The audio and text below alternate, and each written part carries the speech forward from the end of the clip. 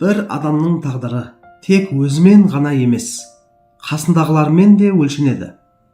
Әсіресе өнер адамдарының өміріне ел ерекше үңіліп, олардың әр қадамын бақылап жүреді. Халықтың сүйікті әншісі Мейрамбек Беспаев та соның қатарында. Бірақ соңғы күндері жұрт әншінің шығармашылығын емес, оның отбасын сөз қылуда. Желіде Мейрамбектің жұбайына қатысты пікірлер қарша борап жатыр. Қарапайым болмысын көрген жұрт Мейрамбек жар таңдаудан қателеспеген деп жарыса жазып жатыр.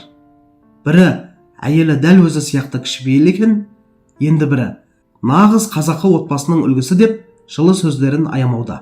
Осындайда халықтың шынайы ықыласы сезіледі емес пе?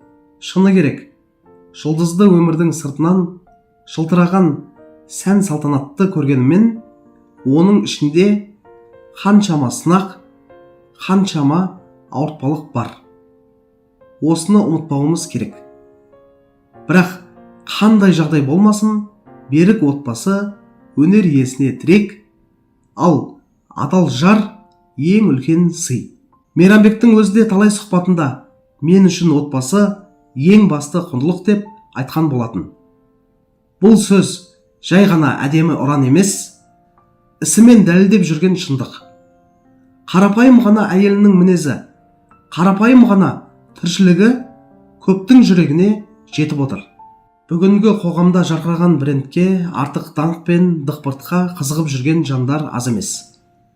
Бірақ Мейрамбектің жұбайы қарапайымдылығымен көпке өнеге болып отыр. Қазақ әйелі жақсы үйдің күйі жақсы дейді ғой. Демек, әншінің отбасындағы тыныштық пен берекенің сыры да осы жерден бастау алады. Достар, ойлап қарасақ, нағыз құндылық жардың адалдығы мен отбасының амандығы екен. Қалғанының бәрі уақытша.